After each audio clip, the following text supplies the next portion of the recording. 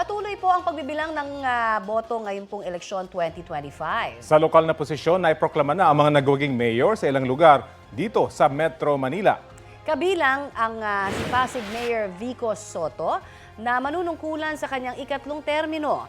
Muling nanalo rin sa kanyang ikatlong termino si San Juan Mayor Francis Zamora.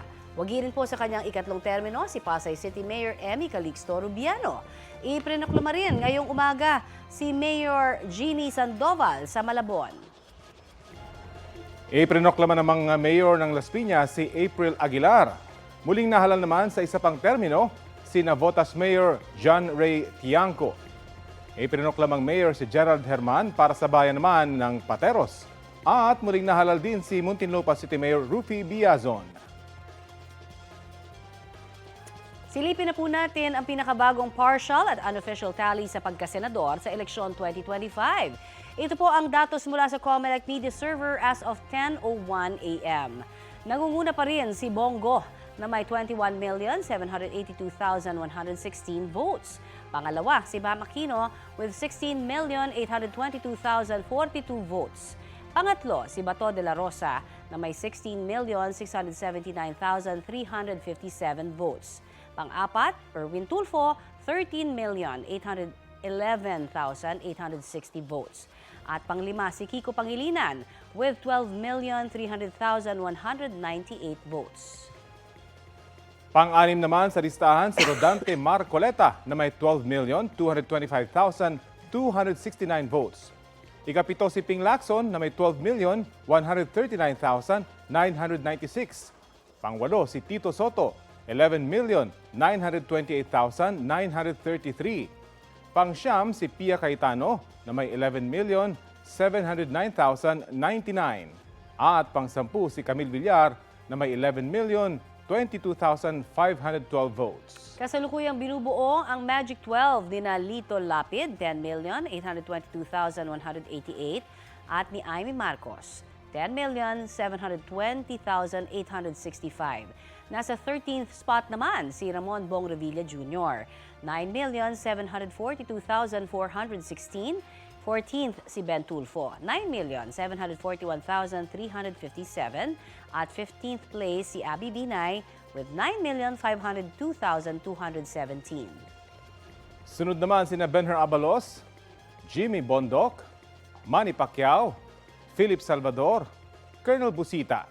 Muli ito po ay partial and unofficial batay sa 80.5% ng mga election returns na natanggap mula sa Comelec Media Server. Para po sa buong listahan ng partial and unofficial count, bisitahin ng eleksyon2025.ph. Makikita po dyan ang pinakahuling tally ng botohan mula sa Comelec Media Server mula sa pagkasenador hanggang konsehal. May breakdown din ng resulta ng botohan sa kada probinsya, lungsod, bayan hanggang sa kada barangay. Hindi pa man naiproklama, nagpasalamat ng ilang senatorial candidates na nangunguna ngayon sa partial unofficial tally. Batay po yan sa datos mula sa Comelec Media Server. Sipag lang po. Sipag lang at unahin po natin ang kapakanan ng ating mga kababayan.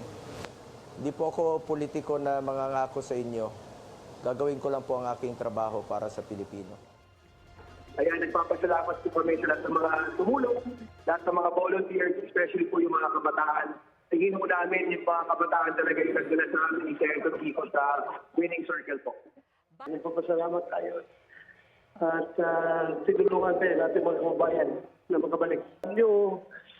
Yung pag-angat natin sa survey at itong pag-angat natin ngayon dito sa partial results ay it came with a very heavy price. Papasalamat po tayo sa mga nagtiwala at hinalal po tayo. Ang question na lang po ngayon is ano na ang gagawin? Ano po ang gagawin? Sana yun po magiging katanungan ng lahat. Yung message natin no, na kailangang bigyan ng pagkakataon no, yung mga may naniniwala pa na may pag-asa ang Pilipinas. Hiniling natin ang kanilang tulong no, at ang kanilang suporta. Bantay bulkan naman tayo, pumutok ang Bulkang Kanlaon sa Negros Island mag-alas 3 ng madaling araw.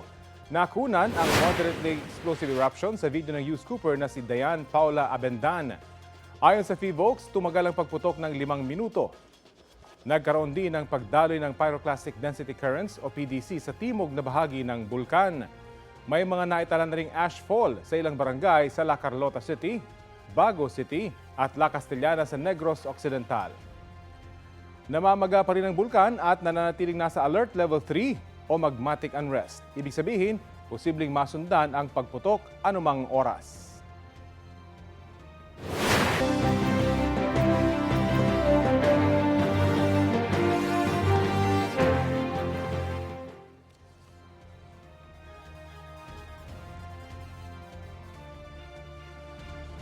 Aabot po ang sa 16 ang naitatalang patay mula sa 46 na election-related incident. Ayon sa Philippine National Police, buhat yan na magsimula ang election period noong January 12 hanggang nitong katatapos na eleksyon 2025.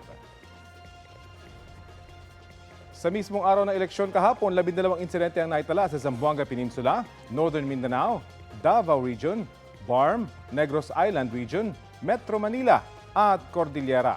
Sabi ng PNP, ang mga tinutukoy na election-related incident ay kinabibilangan ng walang habas na pamamaril, engkwentro sa ilang armadong grupo, pagnanakaw, sunog at pagkaantala ng automated counting machine. Patuloy pang bineberipika ang mahigit 30 iba pang insidente. Sa kabila ng mga nasabing karahasan, binigyang din ng pulisya na generally peaceful ang nagdaang eleksyon.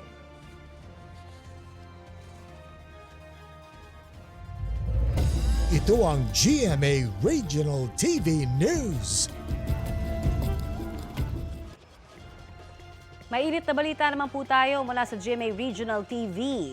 At tuloy-tuloy po ang canvassing ng mga boto sa Pangasinan na may mahigit 2 milyong botante at ika-4 na vote-rich country o province sa buong bansa. At update po tayo sa sitwasyon doon mula naman kay Chris Zuniga. Chris? Connie, pasado alas 8 nga ng umaga nang mag-reconvene ang Provincial Board of Canvassers dito sa Kapitolyo ng Pangasinan at sa ngayon nga ay nakumpleto na yung 100% transmission ng electronic results at nagsisimula na ngayon yung proklamasyon sa ilang mga nanalong provincial officials pati na rin ang district representatives ng lalawigan. 48 towns and municipalities ang nakapagsumiti na ng kanilang resulta. Naantala yan, Connie, dahil sa paliwanag ng COMELEC na apektuhan ng transmission ng mga resulta kagabi dahil sa malakas na buhos ng ulan sa Pangasinan. Isang polling precinct sa mountainous area ng Mabining, Pangasinan ang hindi agad nakapag-transmit dahil walang signal. Kinailangan pa nilang dalhin ang ACM sa Municipal Board of Canvassers para doon mag-transmit. At sa partial and unofficial result nga ng COMELEC kanina bago tayo pumasok, sa pagkagobernador, nakakuha si re-electionist Governor Ramon Gico III ng 873,016 votes laban kay former Governor Amado Espino III na may 777,609 votes. Base naman sa bilang ng mga bumoto ayon sa Provincial COMELEC, nasa 86% na abot sa 2.1 million registered voters ang bumoto sa lalawigan ngayong eleksyon 2025. Sa report naman ng Pangasinan Police Provincial Office, walang naitalang major incident sa araw ng eleksyon at naging generally peaceful ang naging sitwasyon sa probinsya. Sa ngayon, target ng COMELEC na maiproklama ang mga nanalong provincial officials dito sa lalawigan, maging ang mga district representatives ngayong araw. Samantala matapos ang eleksyon, dumagsa ang mga pasahero sa Dagupan Terminal dito sa Pangasinan. Babalik sana sila sa Metro Manila matapos makaboto kahapon. Bukod sa siksikan dahil sa dami ng bibiyahe, dagdag pa sa sakit ng ulo nila ang maalinsangang panahon. May ilang madaling araw pa lamang ay nasa terminal na pero hindi pa rin nakasakay dahil sa kakulangan ng mga bus. Problema ng ilan, siguradong late na raw sila sa trabaho ngayong Martes.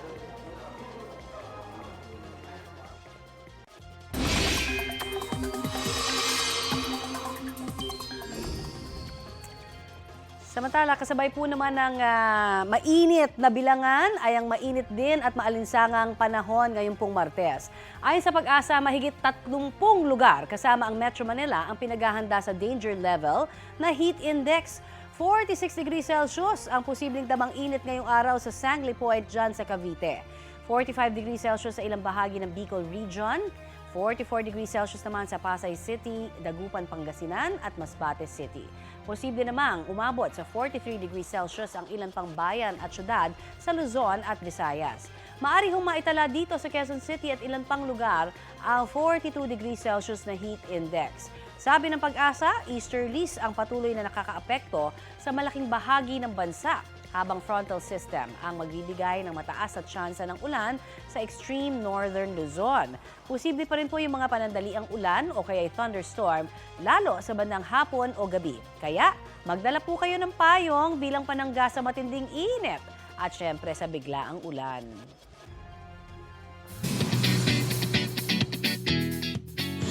Bumoto si Kapuso Millennial It Girl Gabby Garcia.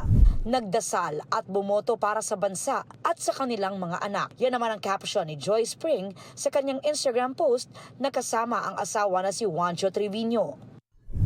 Proud ding ifinlex ng mga bibida sa upcoming Kapuso series na akusada na sina Andrea Torres at Lian Valentin ang kanilang inked finger. Mandatory finger ink selfie rin ang peg ni Clea Pineda nang i-share ang kanyang eleksyon 2025 experience. Pati si mga batang Really star Kokoy De Santos. All smiles din after casting their vote ang mga Kapuso singer na sina Christian Bautista at Mark Bautista. Aubrey Carampel, nagbabalita para sa GMA Integrated News.